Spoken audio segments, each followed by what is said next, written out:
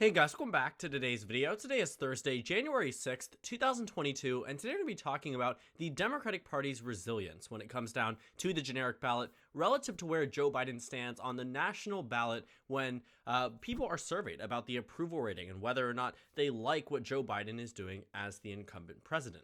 And when you take a look at this generic ballot number, what you see is that the Republican Party is ahead. And on the surface level, you might say, okay, this is good news for the GOP. They haven't won a presidential popular vote election since 2004. In addition to that, they have had a lot of trouble in the past two House elections in winning the generic ballot, and they actually haven't had a lead in generic ballot polling since the 2016 election.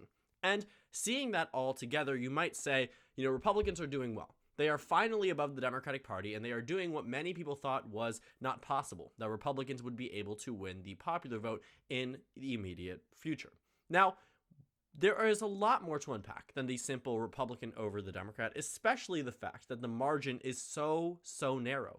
Right now, the GOP maintains a 0.5% lead over the Democratic Party. Now, if anything, this should be taken with a lot of consideration because this narrow margin tells you so much more of the story than the simple R over D, or even D over R.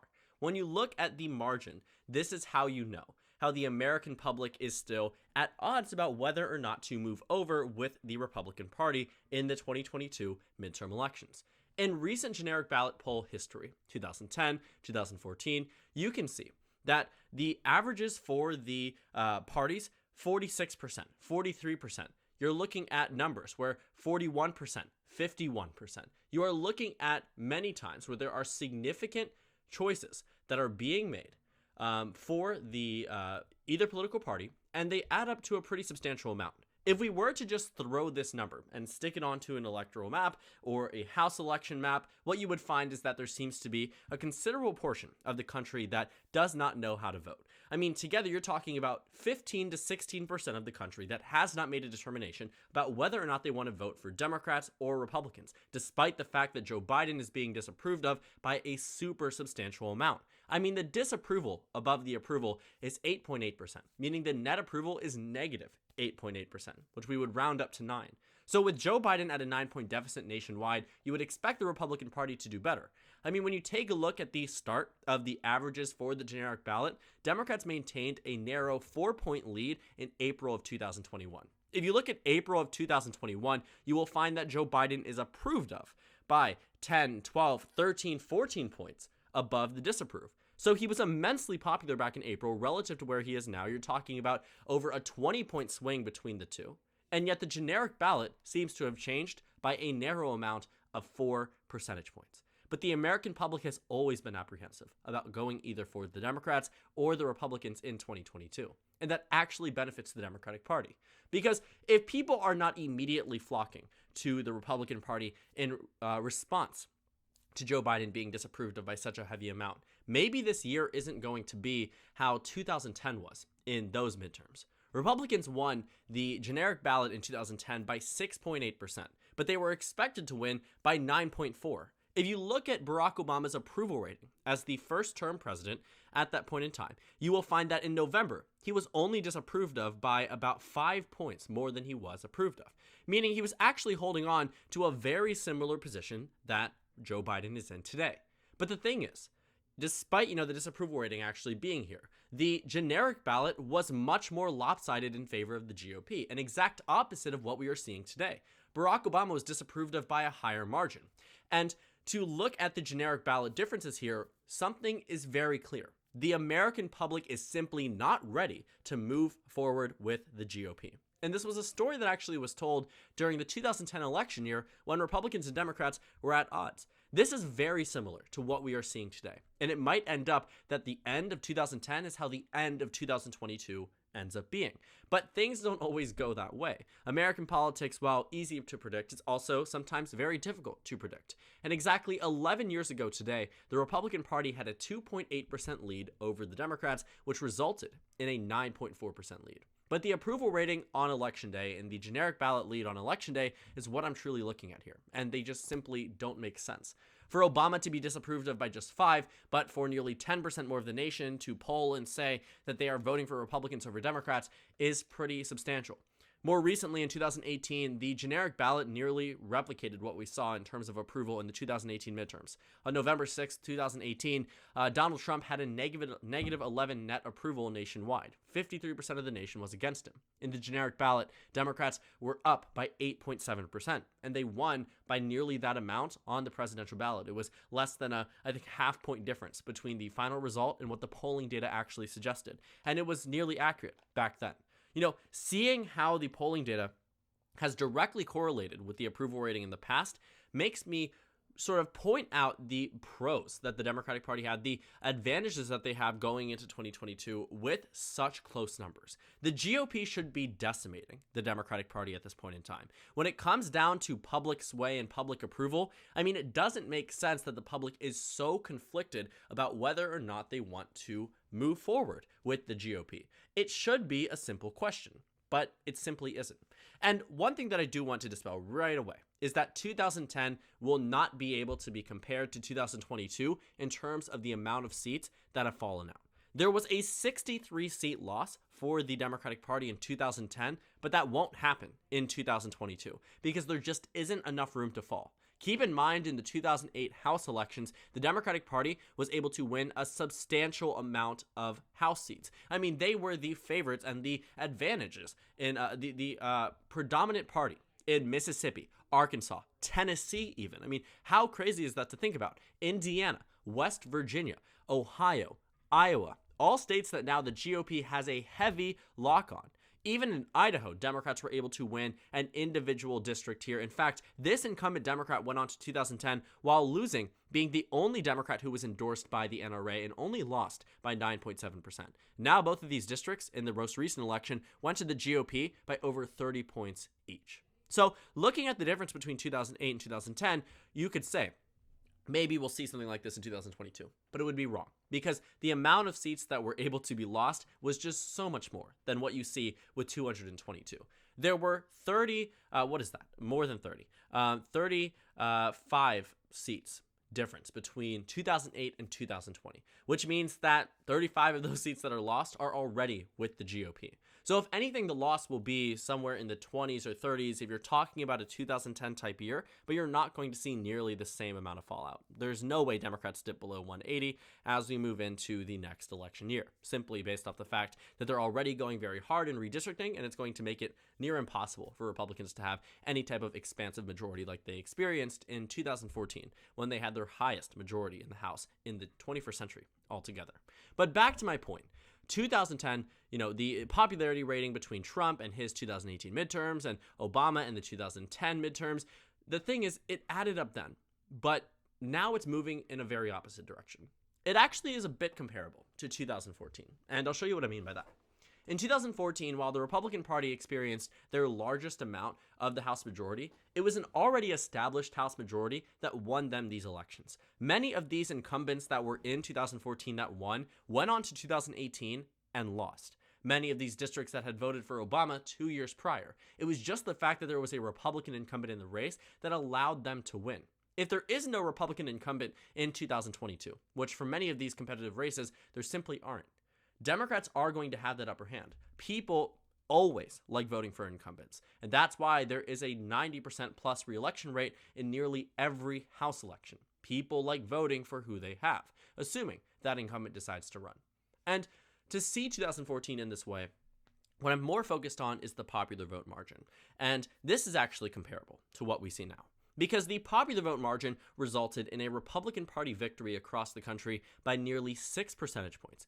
The victory here was won by 5.5 to 6%. I'm not going to get the exact number here because I don't like doing math on the spot because sometimes I'm wrong and I don't want to tell you guys the wrong number. But in November of 2014, Barack Obama actually experienced one of his lowest levels of approval across the country. He had a 42% approval rating in the second week of November. If we go to a bit earlier in November, you will see that the disapprove had an 11-point lead over the approval rating for Obama. Yet on election day, Republicans only won the generic ballot by a margin of 6 points, When you look at the 2014 numbers, you will see that the RCP average actually had it even closer. Again, seems to be very similar to what we see now, that the approval rating doesn't exactly determine the outcome of the generic ballot, and that polling data puts it a lot closer than what the approval rating might suggest. And for the Democratic Party in 2014, while they didn't necessarily perform as well as they had liked, they definitely held on better than what they experienced in 2010 when they lost the popular vote by an even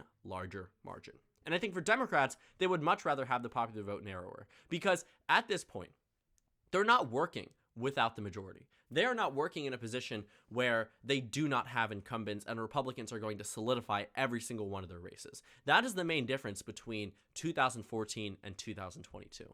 Now, 2010 was a year where Republicans had a resounding victory, but keep in mind their generic ballot lead and generic ballot victory was much more impressive than it was in 2014. It really showed that the American public was fully on board with the Republican Party.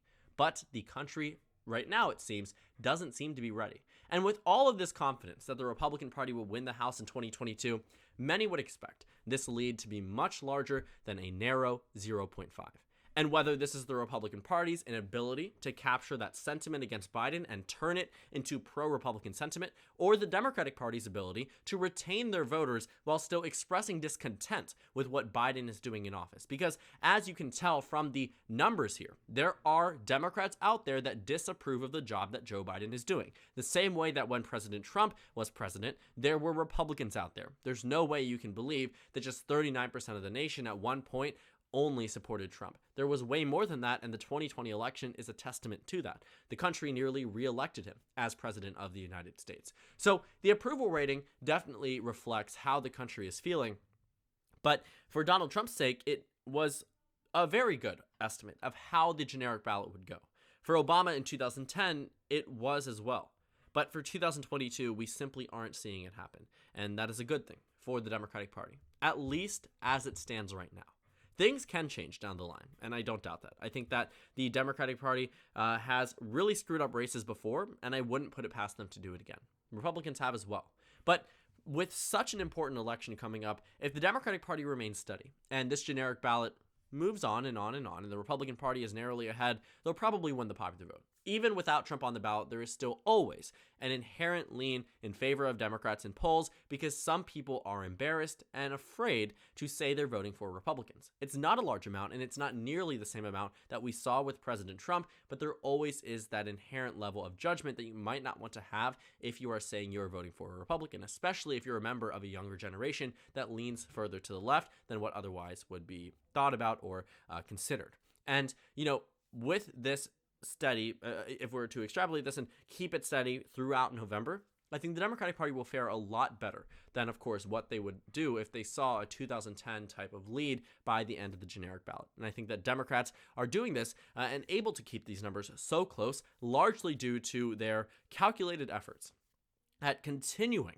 this attack on the Republican Party. A year ago today, the Capitol saw a bunch of people there, for the purpose of an insurrection, the purpose of overturning a free and fair election in the United States.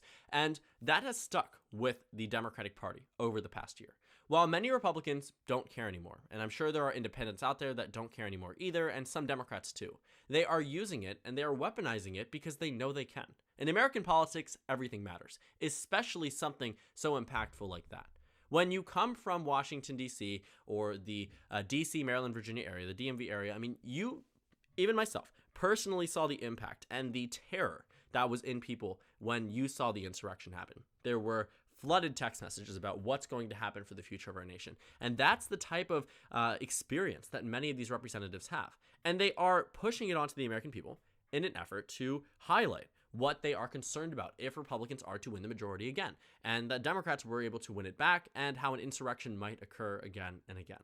And I think that that type of language, combined with swooping in President Trump and President Trump putting himself back out there, and Democrats trying to really highlight their victories from this year, even though they didn't have many, highlight whatever they can have. I think the Democratic Party is still doing well with strategy, they're still doing well with messaging, and they're still doing well when it comes down to tying the Republican Party to an unpopular figure, whether that be Ted Cruz, Donald Trump, Ron DeSantis, etc. And that's what's been keeping Democrats into play. Democrats, I think, in 2022 especially, and through the process of the redistricting cycle, are fighting fire with fire. They knew the Republican Party would have the advantage in redistricting, and they did. And Democrats fought back. Not to say it's fine and not to excuse gerrymandering on either side or any type of way to weaponize personal trauma, personal experiences, national trauma, national experiences, but it is something that is done in American politics, and it can explain why Republicans don't seem to be taking away from Democrats. There is nothing that the Republican Party can pinpoint on the Democrats. As much as they have tried to move COVID as a Joe Biden issue and the vaccine hesitancy, all of that won't play as well because it started under President Donald Trump. Even the vaccine did as well. I mean, looking at all of these things that the Republican Party is now trying to shift the blame onto Joe Biden, they were not recognizing under President Trump. And it's not me trying to criticize the GOP, it's a matter of fact of American politics. You will criticize the opposition party for something your party did if it is beneficial to you. Democrats do it, Republicans do it. But it can explain a lot about where we stand today and why Democrats and Republicans are so close, despite Joe Biden being wickedly unpopular relative to where he was when Democrats were up 4 points on the generic ballot just 6-7 months ago. So as we move into the 2022 midterm cycle, I can't make any predictions about the generic ballot. I do think that it's going to hover around even for right now. The Republican Party in recent polls don't seem to be taking away from Democrats as much as they should be, at least in historical context and historically speaking. But of course, things can change very quickly in American politics. And do I expect it to? Maybe. It is a very different type of world that we are entering into with the resurgence of COVID-19 as a mainstream issue, the resurgence of vaccine hesitancy as a mainstream issue as well. With just 62% of the nation vaccinated, I mean, who knows what's going to happen with COVID-19? Lockdowns are seemingly around the corner. Mask mandates have been propped back up. Social distancing efforts and CDC guidelines are changing left and right, and things seem to be reverting exactly where they were a year ago. Except this time, I don't know if it'll benefit Democrats the same way it did. So thank you guys so much for watching this video. Make sure to comment down suggestions below. Subscribe on the left if you haven't already, and check out the Instagram and Twitter. At the bottom left of the screen, there's also a Discord server for you to go ahead and join. On the screen, there's a video you can watch, and then a playlist for my 2022 election analysis videos. Again, thank you guys so much for watching, and I will see you all later today.